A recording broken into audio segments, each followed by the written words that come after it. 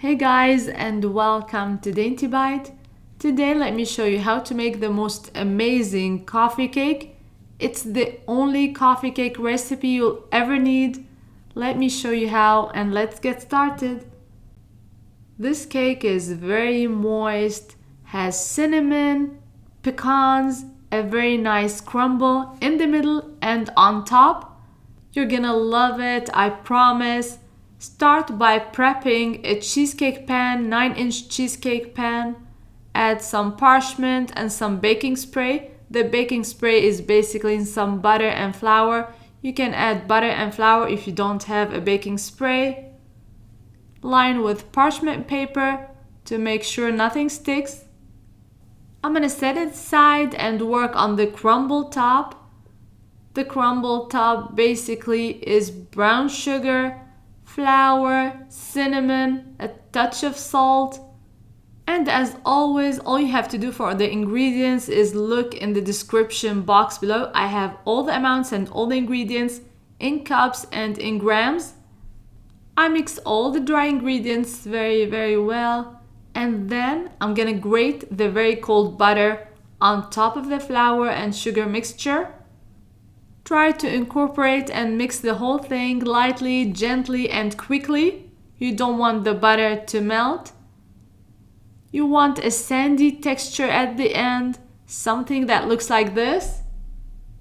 The crumble and the streusel is ready.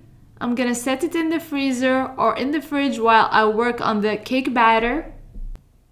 Meanwhile, I toasted 1.5 cups of pecans.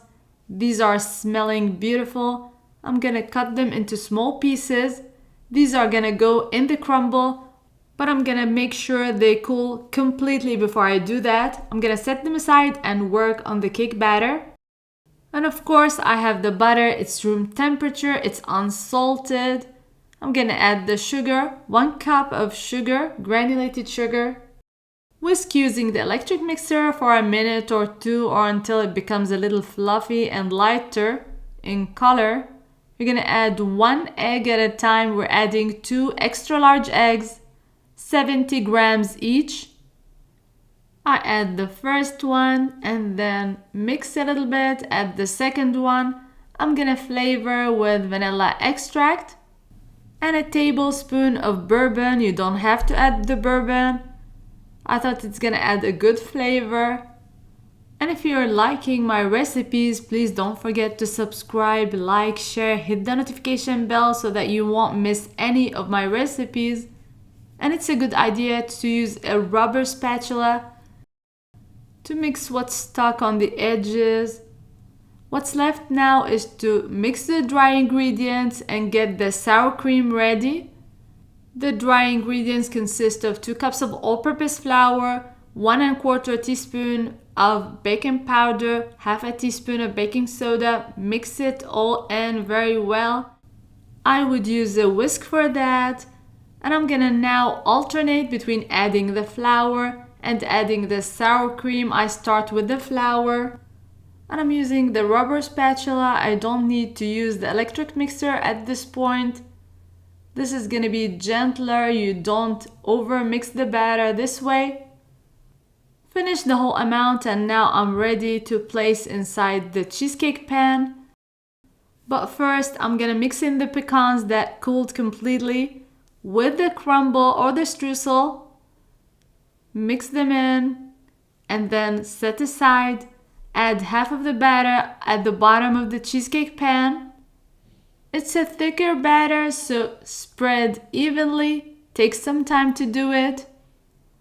Add half of the amount of the crumble right on top of the batter.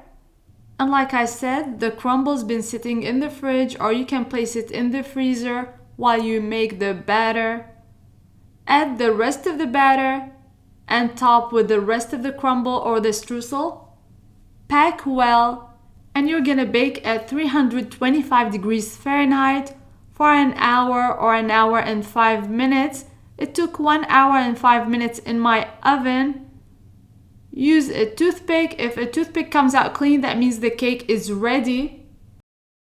The cake is not complicated at all. If you follow all my tips and all the steps I'm showing you, you're gonna get a great moist cake the first time. You are gonna love it. I'm gonna do an icing to go on top of the cake. It's optional. You can add it or you can leave it out.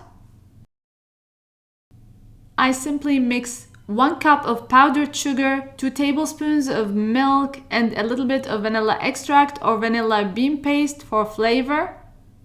I wait for the cake to cool completely before I add the icing. You can add, you can leave it out, it's up to you. I hope you give this recipe a try. It's so amazingly delicious. It's great with a cup of tea, cup of coffee. It's the perfect coffee cake. Give it a try, let me know what you think in the comments box below. And until next time, bon appétit!